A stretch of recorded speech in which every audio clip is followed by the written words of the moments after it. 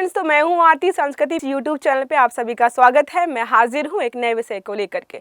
आज का टॉपिक हमारा है बिहार राज्य से संबंधित। तो ASAR रिपोर्ट जारी की गई है जिसमें बिहार राज्य में शिक्षा में जो है क्या सुधार हुए हैं या किन किन क्षेत्रों में सुधार की आवश्यकता है, वो सारी चीज़ें यहाँ पर जारी की गई हैं। तो सारे बिंदुओं को यहाँ पर समझेंगे कि बिहार में जो है शिक्षा का स्तर आखिरकार कैसा है, साथ में जो है ASAR रिपोर्ट क्या होती है उसको भी समझने का प्रयास करेंगे। आई होप आपने एक आर्टिकल मेरा पहले देखा होगा जिसमें मैंने बताया था कि बिहार में स्वास्थ्य संबंधी चीज़ें जो है या स्वास्थ्य संबंधी मानक कितने खराब हैं, वो बहुत अच्छे से समझाया था मैंने आपको। तो कुछ वैसा ही आर्टिकल होने वाला है जहां पर हम बात करेंगे शिक्षा के बारे में।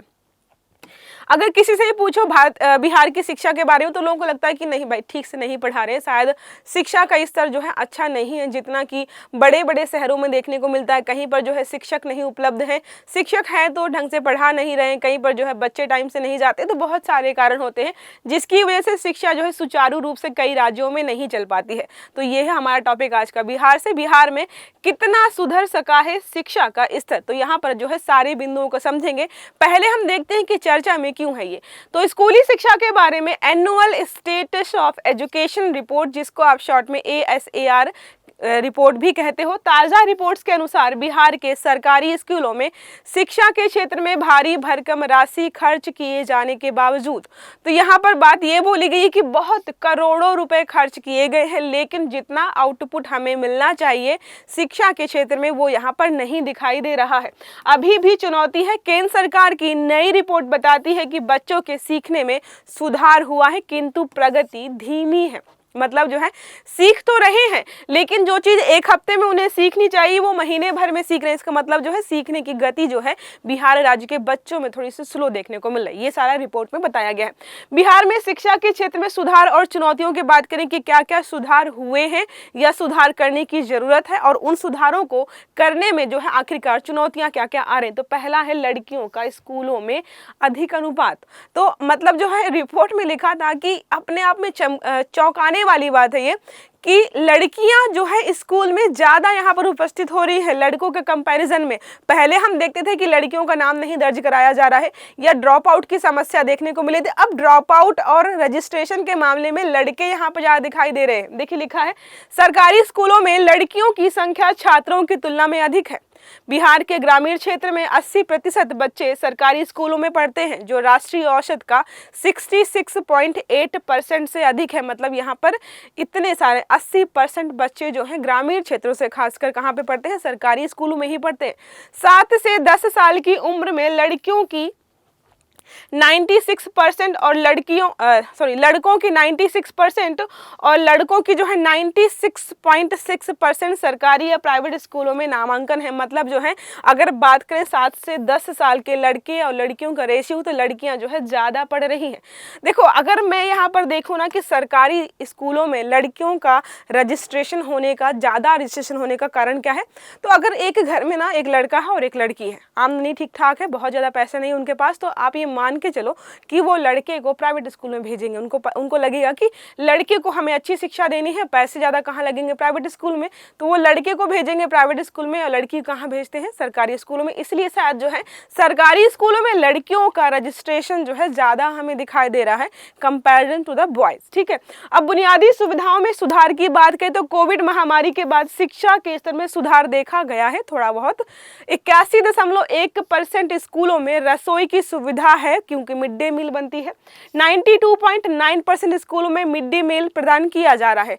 मतलब जो है इतने परसेंट स्कूल हैं जहां पर रसोई है और उससे ज़्यादा स्कूलों में जो है मिड डे मील प्रदान किया है। ये जो डिफरेंस है इसका मतलब इतने लगभग स्कूल होंगे जहां पर रसोई नहीं है लेकिन मिड डे मील का खाना दिया जा रहा है। 88.7% स्कूलों में पीने का पानी और 82.5% स्कूलों में टॉयलेट की सुविधा है। अगर देखें तो मतलब क्या है, लगभग जो है 12 कह सकते हैं या 11% यहाँ पर, और लगभग जो है यहाँ पर 11.5% ऐसे स्कूल हैं जहाँ पर ना ही पीने के पानी की सुविधा है और ना ही यहाँ पर टॉयलेट्स वगैरह की सुविधा है। कुछ अभी भी ऐसे क्षेत्र हैं। 83.5% स्कूलों में कंप्यूटर की सुविधा नहीं है, लेकिन 86.1% किशोर व्हाट्सएप और इंटरनेट का उपयोग कर रहे हैं। आजकल मोबाइल सबके पास होता है, तो भले ही स्कूलों में ना प्रोवाइड करते हैं कंप्यूटर्स, लेकिन लोगों के पास क्या है, यहाँ पर बच्चों के पास जो है व्हाट्सएप है, इंटरनेट का उपयोग वो कर रहे हैं, क्योंकि घर वाले मोबाइल दिला देते हैं आजकल। स्मार्टफोन और इंटरनेट का उपयोग, यहाँ पर ये देखो, ये बात बताई गई है कि जितने बच्चे हैं बिहार में, ज़्यादातर बच्चे ऐसे हैं जो कि इंटरनेट का उपयोग कर रहे हैं और अच्छे कामों के लिए, तो मतलब नहीं कर रहे हैं वीडियो गेम्स के लिए या फालतू वीडियोज़ वगैरह के लिए या सोशल साइट्स को जो है स्क्रॉल करने के लिए यहाँ पर इस्तेमाल किया जा रहा है। 14 से 16 साल आयु वर्ग के जो है 82.1% बच्चों के पास स्मार्टफोन है, जो कि डिजास्टर है अगर ठीक से इस्तेमाल नहीं कर रहे। बिहार का इंटरनेट उपयोग आंकड़ा जो है 80.9% है, जो राष्ट्रीय औसत, हमारा राष्ट्रीय औसत 79.3% है। लेकिन बिहार राज्य में जो है देखो, कोई बोलता है ना कि बिहार राज्य में इंटरनेट जो है नहीं है, नेट की सुविधा नहीं है, लेकिन उपयोग का आंकड़ा जो है औसत से, राष्ट्रीय स्तर से भी यहाँ पर ज़्यादा है। 9,430 माध्यमिक और उच्च माध्यमिक स्कूलों में छात्रों को कंप्यूटर जो है शिक्षा दी जा रही है। तो ठीक ठाक स्कूल ऐसे हैं जहाँ पर बच्चों को कंप्यूटर शिक्षा दी जा रही है, ऑलरेडी चलाना सिखाना जो भी चीज़ें हैं सिखाई जा रही हैं ऑलरेडी। मतलब मैं बताऊँ, अगर मैंने जब कंप्यूटर क्लास ली थी तो हम बस ड्राइंग करना सीखते थे उसमें और साथ में गेम्स खेलना, इसके अलावा जो है हमें नहीं पता था कि इसका इस्तेमाल कैसे करना। तो आई होप ऐसी वाली शिक्षा ना दी जा रही उन्हें। स्कूलों में बड़े बदलाव किए गए हैं। तो प्राइवेट स्कूलों को प्रतिस्पर्धा देने के लिए अब क्या है, सरकारी स्कूल कंपटीशन ही नहीं करते हैं, प्राइवेट स्कूलों का कंपटीशन होता है कि भाई फला प्राइवेट स्कूल है, वहाँ पे बच्चे बहुत ज़्यादा जा रहे हैं, उनका रिजल्ट बहुत अच्छा आ रहा है, हमें भी कोई सुधार करना है। लेकिन गवर्नमेंट स्कूलों को इससे कोई मतलब नहीं होता है। बच्चे आएंगे ठीक है, पढ़ेंगे तो ठीक है, नहीं पढ़ेंगे तो कोई बात नहीं। क्यों? क्योंकि शिक्षकों की जो है सैलरी फिक्स होती है। प्राइवेट स्कूलों में क्या है, अगर बच्चे कम हुए तो सैलरी कम हो जाएगी, शिक्षकों की संख्या भी कम हो जाएगी। तो इनको बोला गया कि आपको भी कम्पीट करना है भाई, प्राइवेट स्कूलों से प्रतिस्पर्धा कीजिए।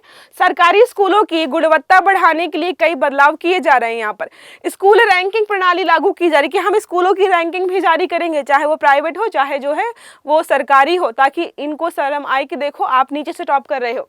जिसमें स्कूलों की स्वच्छता, संसाधन उपयोग, सक्रियता और शिकायत निवारण के आधार पर अंक दिए जाएंगे। उसके आधार पर पता चलेगा कि कौन सा स्कूल जो है राज्य में अच्छा है। अब जब ऐसी रैंकिंग जारी होगी, जब अधिकारी जाएंगे सर्वेक्षण के लिए, तो जाहिर सी बात है वो शुरू करेंगे कि सबसे खराब हालत में कौन था। चलो वहीं चलते हैं फिर से, क्या पहले जैसे ही वो कर रहे हैं, थोड़ा बहुत सुधार किया है उन्होंने। शिक्षा में धीमी प्रगति बताया मैंने आपको। केंद्र सरकार की रिपोर्ट के अनुसार बच्चों के सीखने के स्तर में सुधार तो हुआ है, लेकिन वो बहुत धीमी गति से सीख रहे हैं। मतलब रिपोर्ट में था कि कोई 3rd क्लास में है 2 का ही पढ़ आता है, कोई 4th क्लास में है गिनती नहीं आ रही है, उसको जो है इंग्लिश के टेबल्स नहीं आ रहे, ये सारा यहाँ पे बताया गया है। वो मैंने हटा दिया क्योंकि वो बहुत ज़रूरी नहीं है।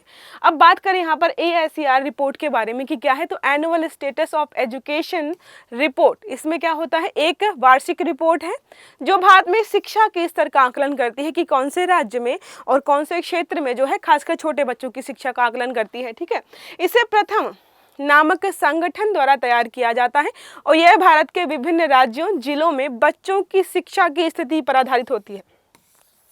तो बच्चों की शिक्षा ठीक से हो रही है नहीं हो रही, बेसिक चीज़ें हैं स्कूल्स वगैरह में, वो सब यहाँ पर देखा जाता है। उद्देश्य क्या है, बच्चों के अधिगम स्तर मतलब पढ़ाई लिखाई का स्तर कैसा है, गणितीय कौशल कैसा है, इसका आकलन करना।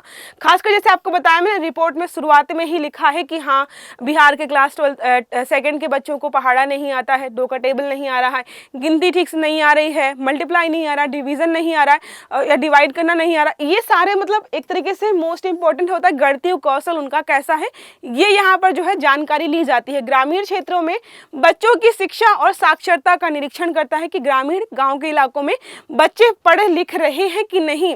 कई बार जो आप गांव में जाएंगे तो साक्षरता का मतलब होता है कि अच्छा ठीक है दस्तखत करना आता है ना, ठीक है ओके बस यही साक्षरता है, तो ये साक्षरता नहीं होती है। शिक्षा नीतियों और योजनाओं को सही दिशा में सुधारने के लिए आधारित सुझाव दिए गए हैं कि भाई आपको कैसे और किस तरीके से जो है यहाँ पर ठीक करना है। अगर केंद्रीय आंकड़ों की बात करें तो असर रिपोर्ट जो है मुख्य रूप से 6 से 14 साल के बच्चों को ध्यान में रखकर जो है बनाई जाती है। बच्चों की साक्षरता, पढ़ने की क्षमता और गणित की समझ को यहाँ पर जो है ध्यान में रखकर जो है चीज़ों को जारी किया जाता है। क्षेत्रों अगर बात करें विभिन्न क्षेत्रों में और कौन कौन से क्षेत्रों में रिपोर्ट जो है होती है। असर जो है ग्रामीण भारत में बच्चों की शिक्षा स्तर पर आकलन करती है।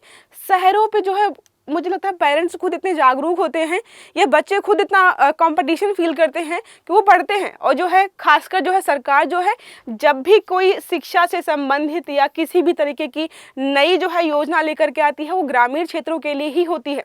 अब पारंपरिक और डिजिटल शिक्षा में अंतर जो है, अब पहले की शिक्षा जो होती थी अब हम शिफ्ट कर रहे हैं, इंटरनेट का उपयोग कर रहे हैं, लैपटॉप से पढ़ रहे हैं, मोबाइल के माध्यम से पढ़ाई हो रही है। और कोरोना के बाद तो है डिजिटल जो है शिक्षा या डिजिटल पढ़ाई जो है और भी ज़्यादा बढ़ चढ़ के सामने आ रही। तो इनको भी यहाँ पर ध्यान में रखा जाता है कि भाई यहाँ पर जो है इंटरनेट कनेक्टिविटी है कि नहीं है, ये लोग जो है कंप्यूटर शिक्षा दे रहे हैं कि नहीं दे रहे हैं, ये सारी चीज़ों को जो है यहाँ पे ध्यान में रखा जाता है। तो ये रहा छोटा सा आर्टिकल जिसमें हमने पढ़ा कि बिहार राज्य में जो है शिक्षा से संबंधित सुधार जो हुए हैं वो सच में ठीक है या नहीं ठीक है। आपको क्या लगता है, मतलब जो लोग भी बिहार से बिलोंग करते हैं और ये वीडियो देख रहे हैं तो मुझे बताइए कि आपके आसपास जो स्कूल है, सरकारी स्कूल, उनमें जो है थोड़ा बहुत सुधार हुआ है पिछले 2-4 सालों में, या पहले जैसे ही चल रहे हैं? जैसे पहले होता था कि बैठने की जो है चेयर वगैरह नहीं है, जो है पानी पीने की सुविधा नहीं है, वॉशरूम्स नहीं है, तो क्या अभी भी वैसे ही हालत है, या फिर जो है इस रिपोर्ट में जो बताया गया है कि 80-90% जो है चीज़ें सुधार हो गया है वैसी हैं?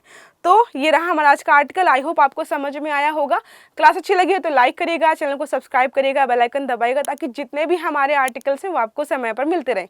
अच्छे से पढ़िएगा। Have a good day. Thank you.